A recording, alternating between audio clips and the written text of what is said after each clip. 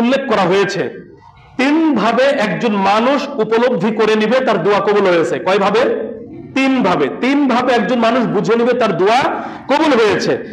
এক, যা চেয়েছে তাই পেয়েছে, তাহলে দোয়া কবুল হয়েছে। আপনি একটা জিনিস চাচ্ছেন আল্লাহর কাছে, আপনি ওইটাই পেয়েছেন। আপনি আশা করেছেন যে আপনার স্ত্রীর ছেলে সন্তান হবে, আপনি পেয়েছেন, তার মানে আপনার দোয়া কবুল হয়েছে। এটা একটা মাধ্যম। 2 নম্বর বিষয় হচ্ছে যে বিষয়ে চেয়েছেন সেই বিষয়ে সরাসরি পাননি, তাহলে আপনি বুঝে নেবেন যে আমার এই দোয়ার বিনিময় আল্লাহ সুবহানাহু ওয়া তাআলা পরকালে দিবেন। আল্লাহ সুবহানাহু ওয়া তাআলা এই দোয়ার বিনিময় কি করবেন?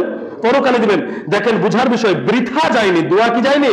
বৃথা যায়নি। আমি পাবো, আজ নয় পরকালে পাবো, এটা ধরে নিতে হবে।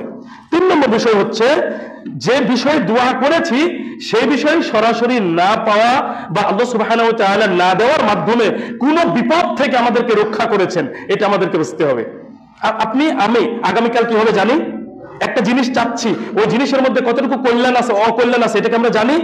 একটা জিনিস আমার ভালো লেগেছে, আমি চাচ্ছি, কিন্তু আল্লাহ সুবহানাহু ওয়া তাআলা জানেন ওই জিনিসে আমার জন্য কতটুকু মঙ্গল আছে, কতটুকু ভালো আছে বা অকল্যাণ আছে। তাহলে আমি চাইলাম, আল্লাহ দিলেন না, এর মানে বুঝতে হবে যে ওইটা না দেওয়ার মাধ্যমে আল্লাহ অনেক অকল্যাণ, অমঙ্গল, অনেক বিপদ থেকে আমাকে রক্ষা করেছেন। এটাও দোয়া কবুলের অন্তর্ভুক্ত।